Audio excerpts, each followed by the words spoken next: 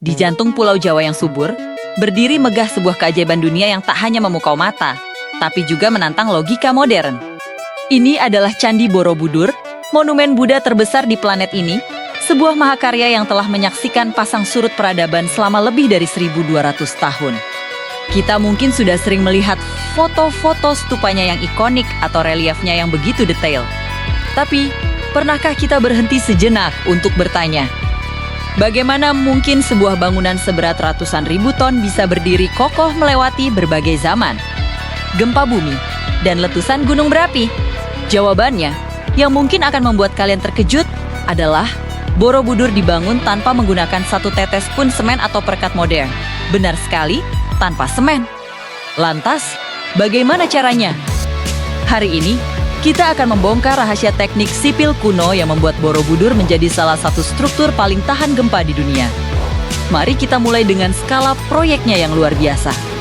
Bayangkan ini, Borobudur tersusun dari sekitar 2 juta blok batu vulkanik. Jika kita timbang semuanya, berat totalnya diperkirakan mencapai angka fantastis Sisomilton. Ini setara dengan berat lebih dari 100.000 gajah dewasa. Skala yang benar-benar masif. Dan yang lebih gilanya lagi, batu-batu andesit ini tidak tersedia begitu saja di lokasi pembangunan.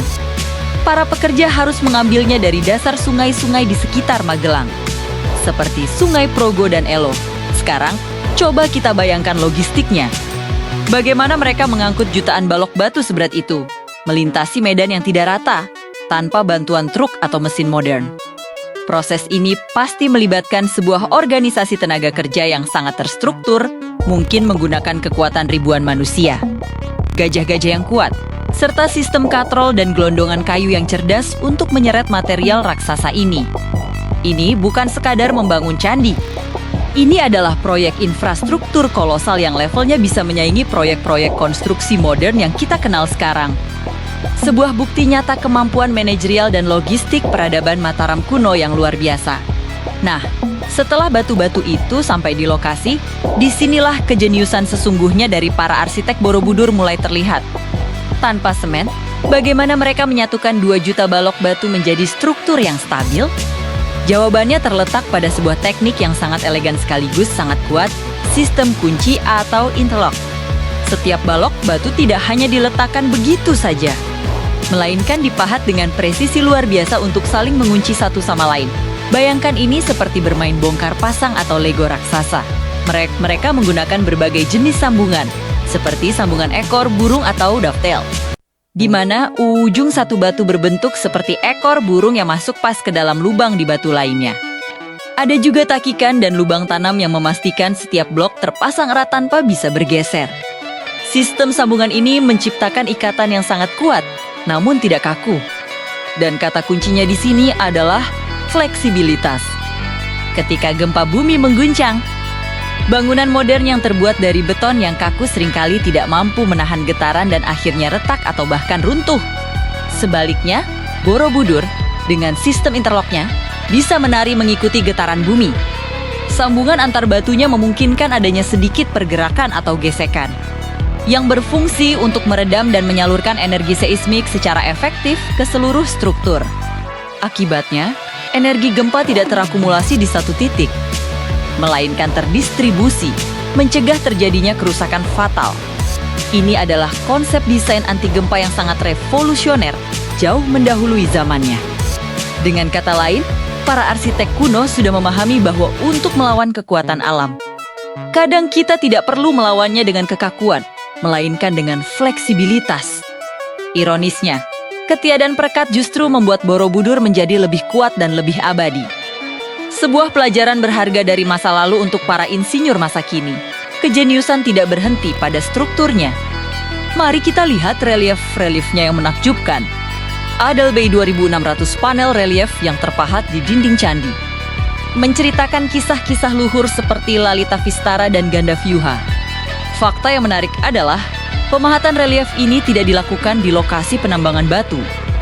Para seniman baru memahatnya setelah blok-blok batu itu terpasang kokoh di dinding candi. Mengapa? Tujuannya adalah untuk memastikan kesinambungan cerita dan kehalusan garis ukiran.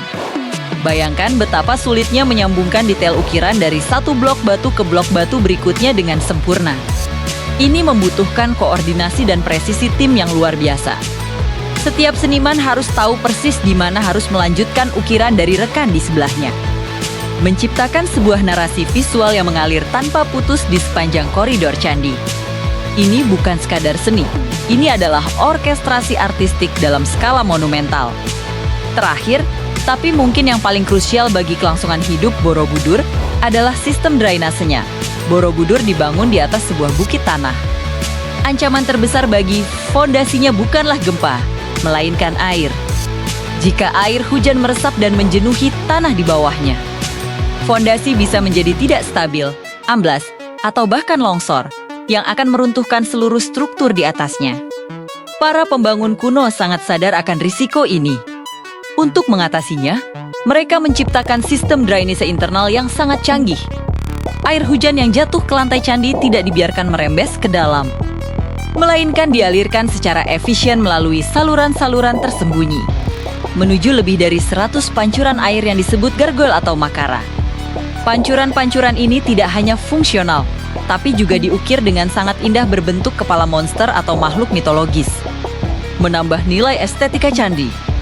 Sistem cerdas inilah yang menjaga inti Bukit Borobudur tetap kering dan stabil, memastikan candi ini bisa berdiri tegak hingga ribuan tahun kemudian.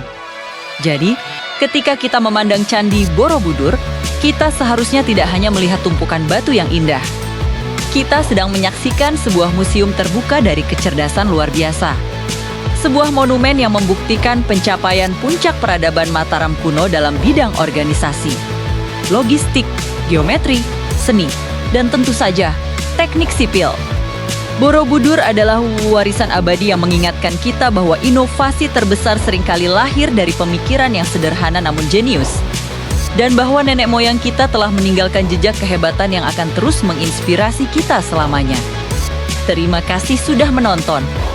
Jika kalian menyukai konten yang membongkar rahasia sejarah dan teknologi kuno seperti ini, jangan lupa untuk like, komen, dan subscribe channel ini agar tidak ketinggalan video-video kami selanjutnya.